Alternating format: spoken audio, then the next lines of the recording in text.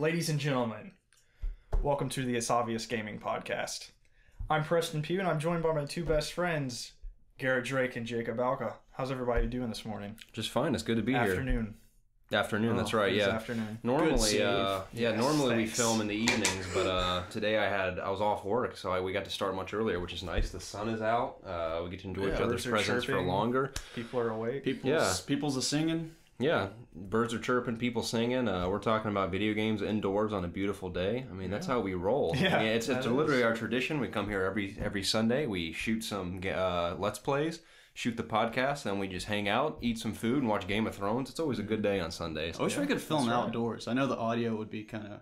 We could actually do that. It would be so fun. We could easily do that. Like on a day like today when it's like perfect outside. I'm down for that any day you guys want to do it. Neighbors would be like, what the F? We could do it in my backyard. Them hooligans talking about their damn games. No one will bother us in my backyard right there. It's true. Oh, yeah? Yeah, we could do that one day. That'd be Remember fun. when we shot what was that band called? The music video we shot in your backyard. Oh, Escape the Fate. Yeah, Escape the Fate. Yeah, we did an Escape the Fate tribute music video for fun one day. And it actually turned out kind of cool. Yeah. We shot it in my backyard. The backup drummer. Yeah, Jacob was my stunt double because I was in all the shots where it's a close-up on drums, I'm playing them. But whenever it was like a faraway shot and it was filming someone else, Jacob was in the background because I was controlling the camera, but no one could ever tell the difference.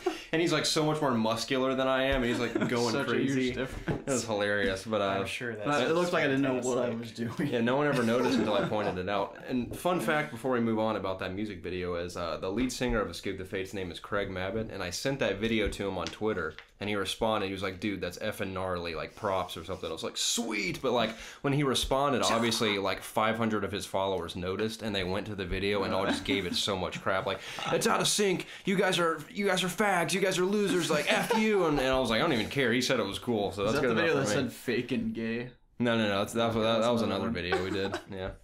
Good times. But anyway, back to video games. Back to video games, yeah, because that's all we talk about.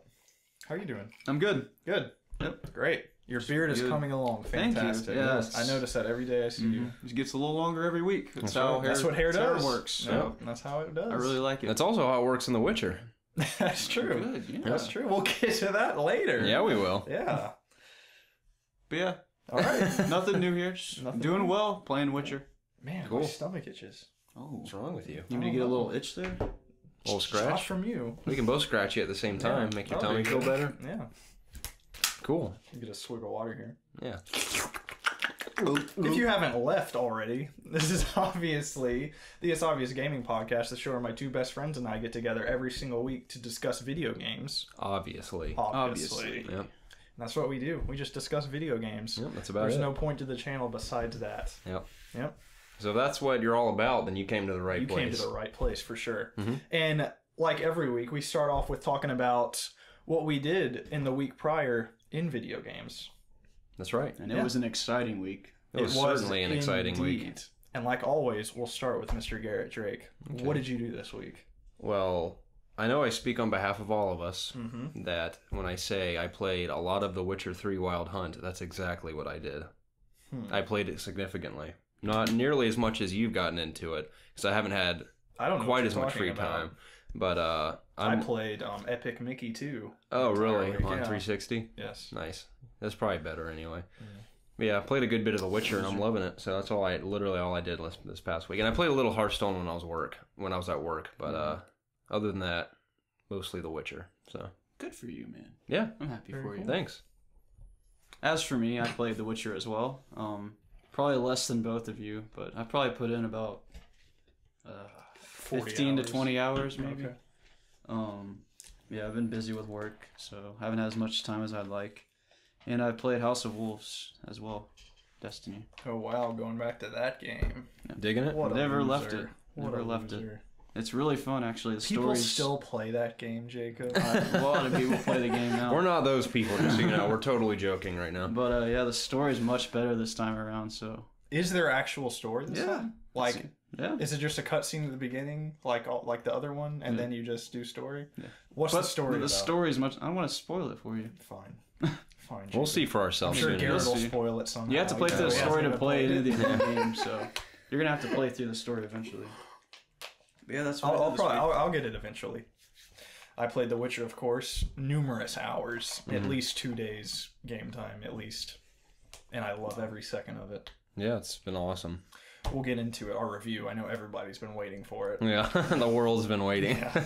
Nobody's bought this game until we give our verdict. But that'll be coming later. But not a lot of news this week.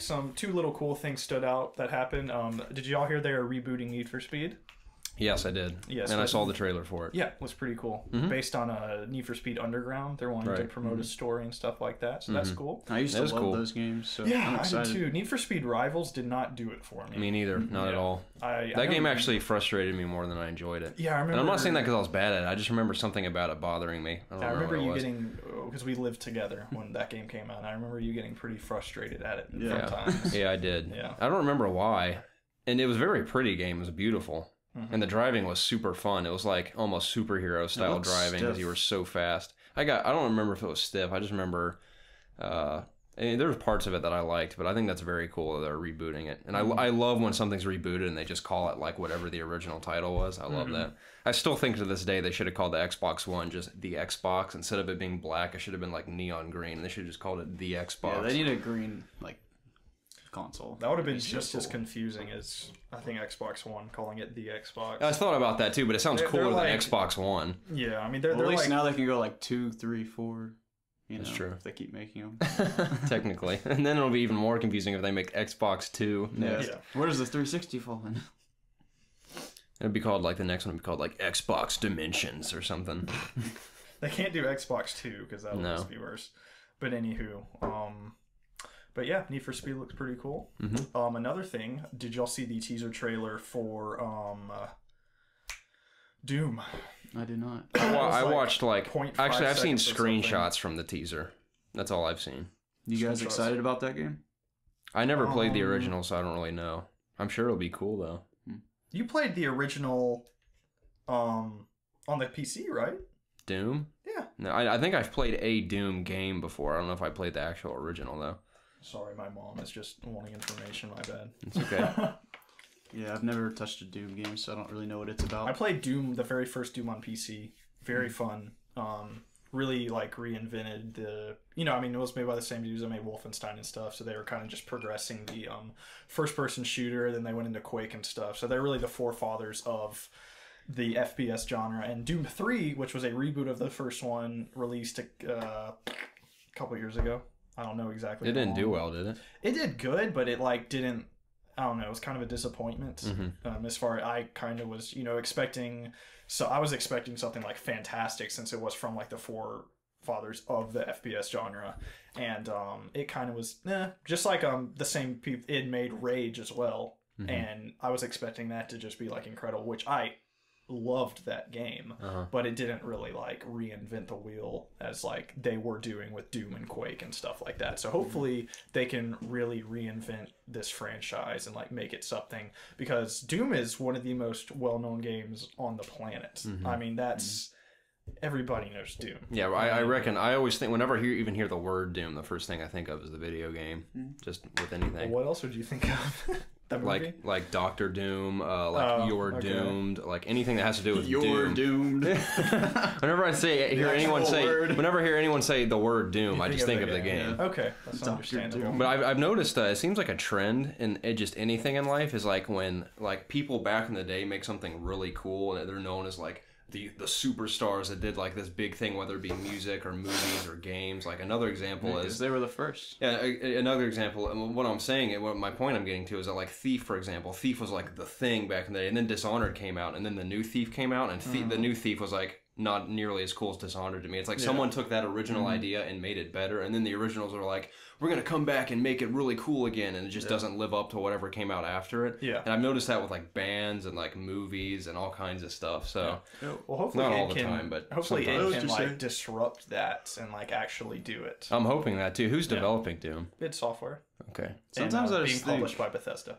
Sometimes I just think like games that were made in the past just need to stay in the past. Like remastered sometimes just don't need to be made. Because I don't know. I know, but game. Like just remakes in general. Well, I mean, the thing with Doom that they have going for them is that that's a huge IP that's very, like, if somebody goes into a store and sees Doom, that's very, if you're not that much into games, that's like, I know what Doom is. Right. So, I mean, I don't blame them at all. Depending what age you are. That's the thing, though, is like, if you play games, you know what Doom is. I mean, if you're younger, you might not necessarily know. That's the thing, is I think they would, though. You think? Oh, yeah. Because, I mean, kids aren't completely... I mean, kids that are involved in games and stuff, they know the Marios, the Zeldas, the Doom. I mean, Doom is, I think... Doom is not on the same level as Mario, I think in terms of knowing it, maybe back in the day it was. I don't know anybody that doesn't know Doom, though. I mean, find me one person that's into games that doesn't know what Doom is. I don't have anyone to ask here, so I get the feeling that a bunch of 12-year-olds have played Call of Duty have never heard of Doom before. I bet you they have, though. I think Doom is way bigger than people think it is. Okay. That's my opinion. But anyway, let's get into what the title of the video is and what we've been wanting to talk about. Yes, is The Witcher 3.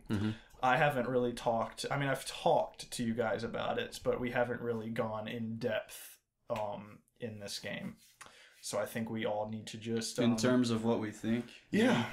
We just need to lay it all out on the table. My water's dripping You show everywhere. me yours, I'll show you mine. It melts so quick in this sauna we're in. You show me your opinions, and I'll show you mine. So, okay. I guess, Garrett, you can start off like always. What do you think of this game? You know how I am. I never have much to say about anything other than whether I like it or I don't. And I like it a lot. It's a lot of fun. Cool. I know there's a bunch of, like...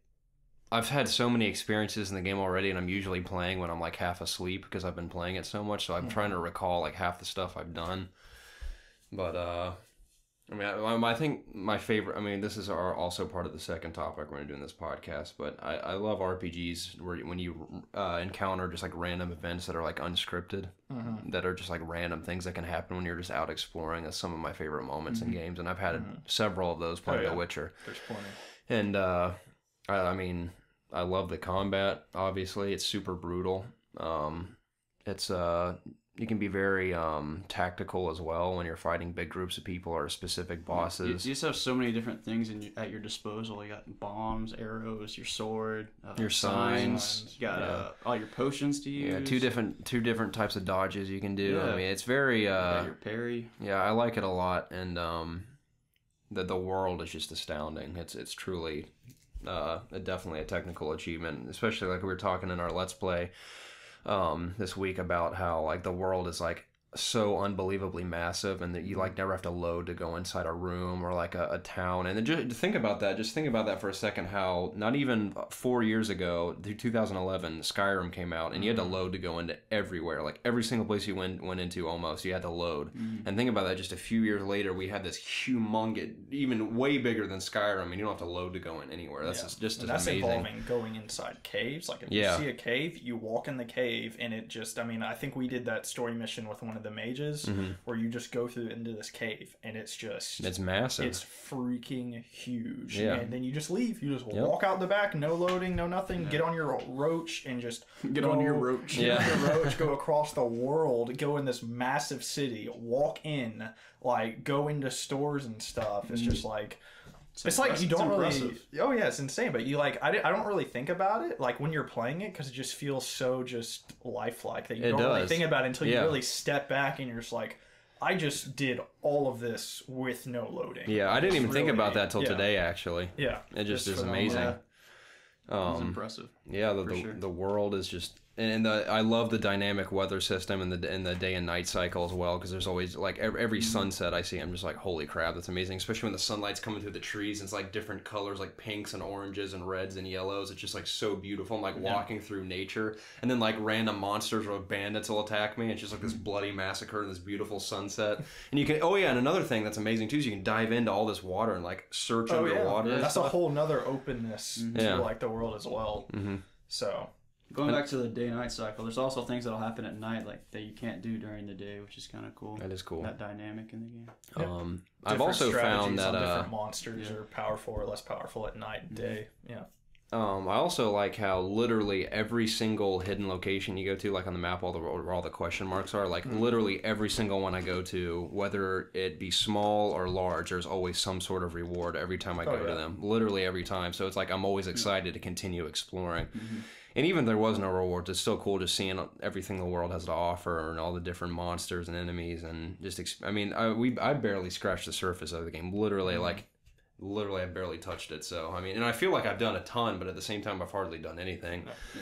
So that in itself is exciting. But overall. I know I've played more than probably both of y'all put together times 2. Yeah. And I'm still just, it's like this is the never ending game. It just continues to just go, and I pull up my quest log and I still have like 80 trillion quests and stuff, and it's just I'm gonna be on this game for like 3 or 4 months at least. I'm gonna be, and of course, me as the perfectionist I am, I want to platinum this game, of course, because any game I thoroughly enjoy, I want the platinum, and I feel like this is gonna take me to like, it's gonna be like a Metal Gear Solid will be out before I platinum this game. Yeah. Probably another playthrough maybe to get a trophy. I have to play on the hardest difficulty, Death March. God. Holy crap. Good luck with that.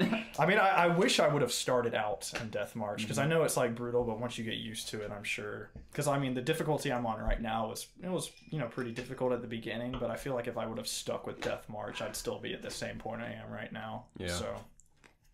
But is there any positives that you would like to add that Garrett didn't mention? You mentioned the combat, which I really liked. See, a lot of people do not like this combat. I've seen a ton of negativity towards this combat. It's easy to learn, I think, but hard to master. Mm-hmm. It can be it can be frustrating when enemies keep repeatedly attacking you, like in groups. That can be hard to deal with sometimes. I look at that as a positivity compared to like an Assassin's Creed. I'm just saying like that might be a complaint waiting for their turn and stuff. I hope they want to just absolutely massacre me. I welcome 10 guys to attack me at once. And especially with like your signs, like your Fusroda push. I always forget the name. You just like knock Ard on their butt and stuff like that. I've been really experimenting with these signs. Yeah, I want to see if I can do this. I'm gonna name all the signs. We got Igni is fire. Quinn is the shield. Ard is the force push, whatever. What's the green one? Axie. Axie, yeah, that's the mind control, and the yard is the trap. I think. Yeah. Good job. Decent. Got 4 out of 5. Good job. Speaking of signs, I think they're all like really cool. They're all unique, and they feel like cool when you use them. So. That's actually probably my favorite part of like the combat is the signs. Yeah, and I like how there's different play styles using, like, you can be very sign centric or very like sword centric, but I know in a higher difficulty you need kind of a combination of both. But like I was showing you guys in the Let's Play, like you can upgrade is Yard the trap one? Yeah. You can upgrade it to where it'll block projectiles coming in and stuff like arrows. that. That's cool. Yeah, you can upgrade your Quinn to like do a force bubble around you and stuff, where you would never get to that if you weren't upgrading and stuff like that. So it takes the useful sign and just amplifies on it. Yeah. Whereas opposed to like sword combat, I think you can actually unlock a new move where you do like spin or something like that. I've seen that on the skill tree. So it's like you're investing in these things, but you can't keep all of them. You can't have all of them on at the same time. So I love that strategy, and to where you can switch your skills out to like I'm going with to different mutagens to get bonuses and stuff. Yeah, that. But if I have like a ton of like quick attack or strong attack centric deflect arrows and stuff, if I know I'm going to be going in a cave with a bunch of drowners and stuff, all that stuff is useless. So I can just take it off and start throwing on a bunch of my signs and stuff, like a bunch of Igni inspired stuff, because that's what they're weak against and stuff like that.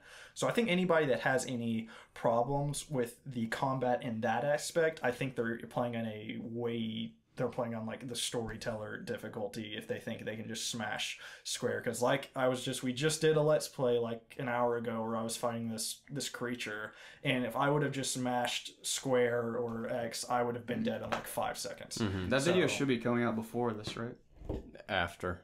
Wait. Before, yeah. That's what I meant to say. So check it out. But it's like, it's very like, you have to be cautious and you have to be knowing what you're going up against and stuff like that.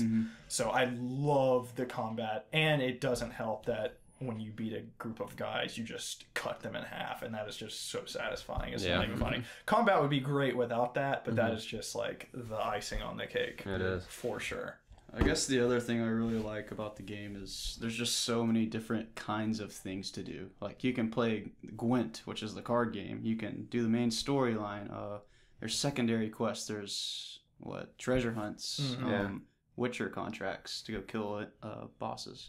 Yeah. So I just like how unique it is. It's really cool. And it even though like the contracts, you can sell boats. I mean, yeah, that's freaking awesome too. Yeah, they're the Witcher contracts. It essentially is the same thing where you go to an area and you track these creatures down, but it's like they switch it up enough to where you feel like everything is different. Like the quest we just did, this mom's kids were killed by this creature, so I had to go interview her, check out their bodies, see what was wrong. I had to go to get a sheep as like and lead him to the thing. I'm not going to do that again in the game. But that was cool because it was like it had a purpose for that mission. There's another mission where you have to go kill this and this isn't spoilers or anything. You have to go kill this wood spirit, and it's a Witcher contract, and you go to this village, and half the village is like, don't kill this thing. Then the other half is, please kill this thing. So it's like you gotta make a choice. Yeah, but then you end up finding out that like maybe this thing is essential for this village to even be here and stuff like that.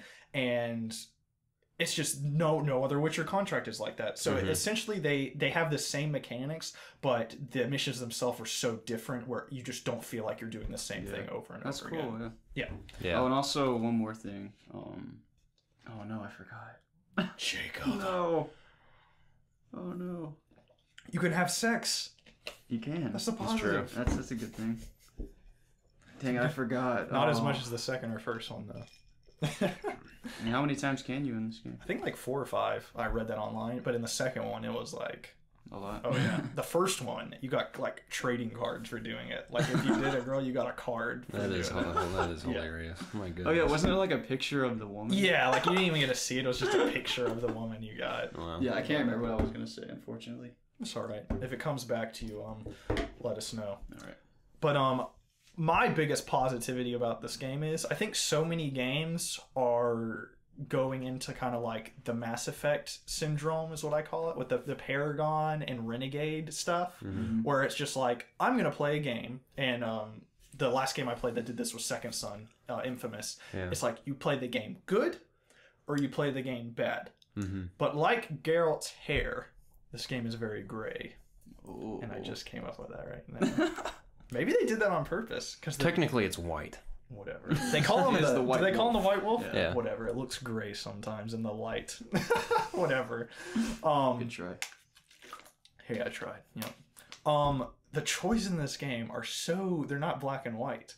Like I was just telling you about that mission. It's like, I could have helped out these villagers. Like, some were like, please help us. But then the other side was like, you have to kill this thing. Yeah. And there's not a bad or good answer. There's another quest where I did where this woman put a spell on this house, and for me to get the spell off, I either kill the woman or I get the husband to like leave the house. So I'm like, okay, well, I can either kill this woman that really, I mean, she's trying to affect this family, so I can either kill the whore. I can kill her, or I can let this family like suffer and stuff like that. And it's really just like, I like those. I've done a couple like that. Like there was one last night I did in a town where this guy's wife, someone in mind, you guys might have even done this one, where this guy's wife had disappeared, and he's like, I don't know where my wife is. Have you done this one? Yeah, he was like, I don't know where she is. Like, she disappeared, and blah blah blah blah blah. And her sister is kind of like living with the guy's, or the woman who disappeared. Her husband is living with that woman's sister, and they're like, we don't know where she is. And it's cool too, because like, I mean, obviously this is like a blatant thing in the dialogue, but the girl's sister is like, oh, Caroline is this kind of person and stuff. I'm like, oh, really now? So obviously, like this girl has something to do with her disappearance, but you like go into the wood and kind of like explore and stuff, and you kind of put clues together and realize that a werewolf got to her. You're like, oh, dang. So it turns out, I don't really want to spoil the story because it's a really fun quest, but it's like really at the end of this quest where you like all things come together and like this big clash at the end. It was like, is that where you go in the cave at the bottom? Yeah. It was like this big moral dilemma. I was like, man, what should I do here? And I liked it because this was a tiny little contract in one of the tiny little towns of this massive world. This is a small individual story, and I like literally felt for the characters. I was like, man, what should I do in this scenario? I was like, this is kind of hard. Yeah. And sometimes they add even more stress. They add a time limit on the decision you can make. Oh yeah, I hate that. I'm like,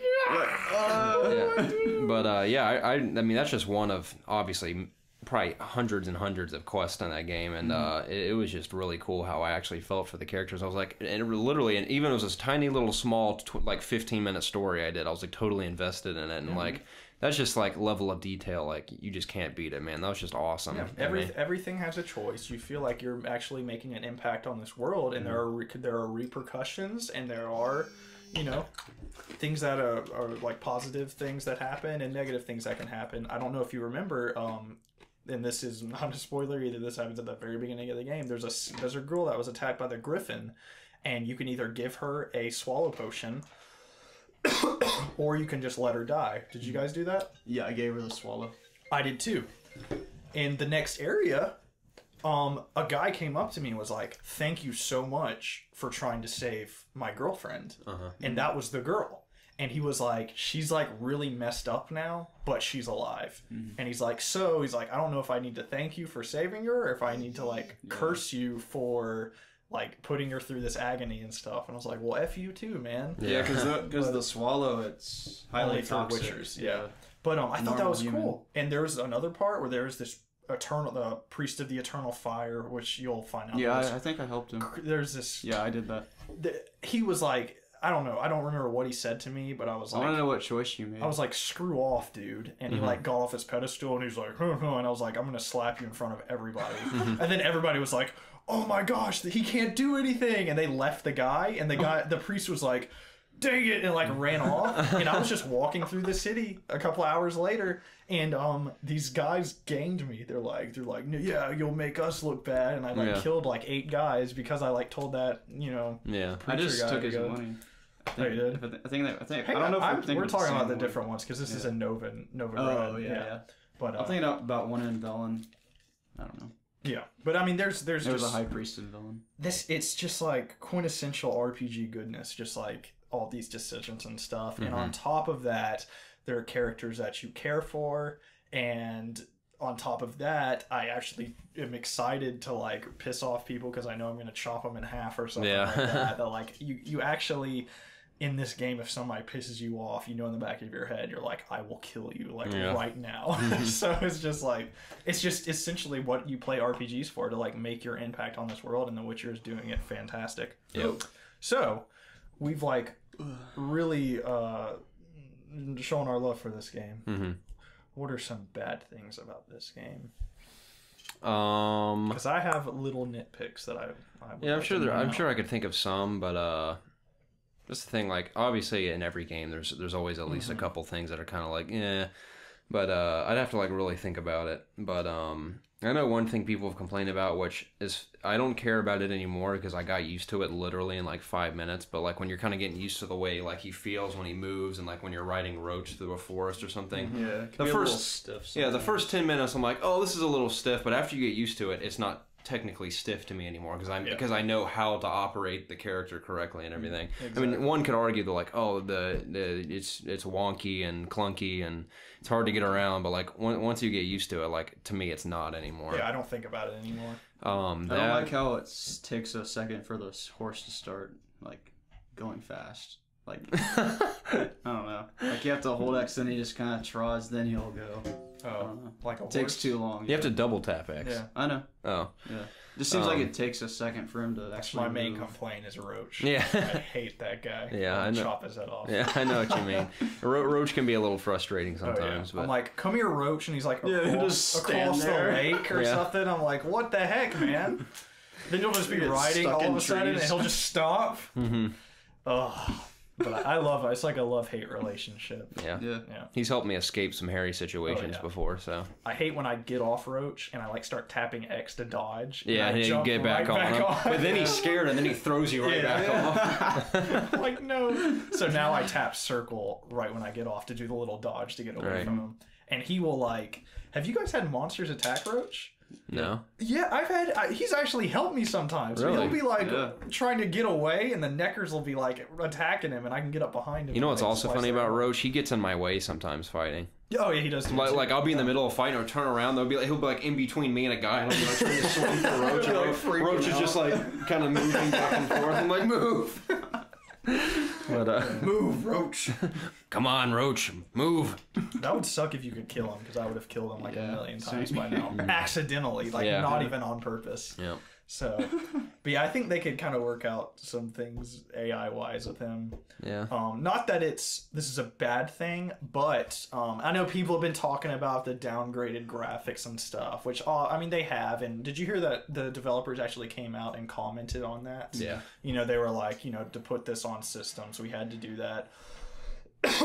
And but by no means does this game look bad at all. The lighting is the best lighting. Yeah, I've noticed, especially during it looks beautiful during the day, but especially during sunset and sunrise, the graphics are astounding to me. And the textures aren't that good. No. They're really not. The character models aren't. I mean, some look really scary. Like, people. Geralt looks good, but... Geralt looks really good because he's controlling all the main characters look really good, but it's like the peasants don't look that great. Yeah, but then again, whenever I critique things like that, I think about I'm like, I'm in a absolutely the biggest open world I've ever played in with my life, seamlessly moving with all of this stuff. Like there's no room to complain. This game isn't going to look like The Order 1886 and stuff. And I think we are so far away from open world games looking like that because, like, I mean, I don't it's even. Just it's not just necessary.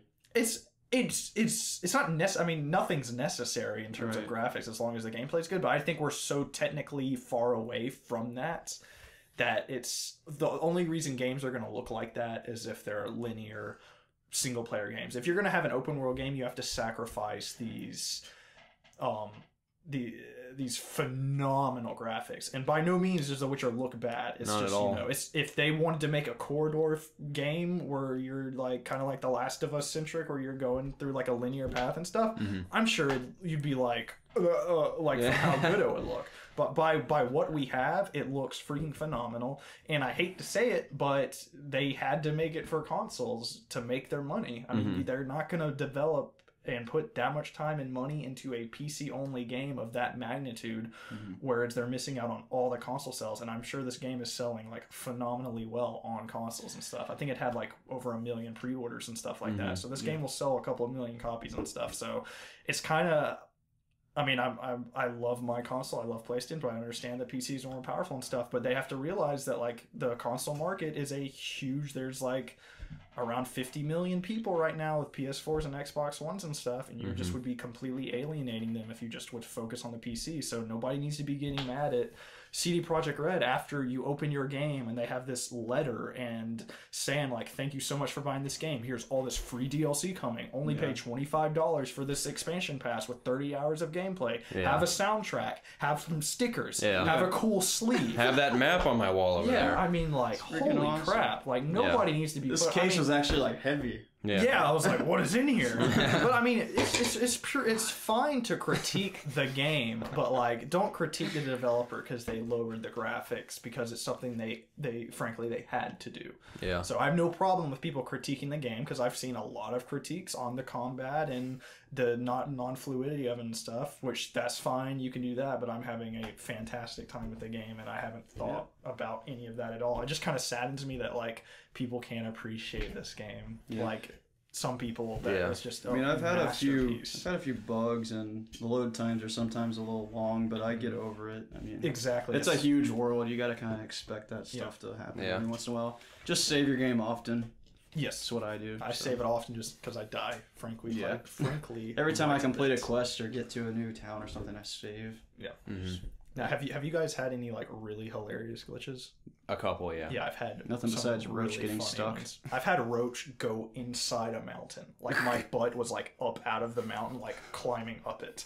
That was pretty funny. I had one guy in Novigrad when I was walking by. It was a beggar sitting in a box, and I walked by, and I thought it was like a magical thing I was witnessing at first, but then I realized it was a glitch. He's levitating. Yeah, that happens to me all the time. He's just in this box and just sitting there like 8 feet off the ground, just like.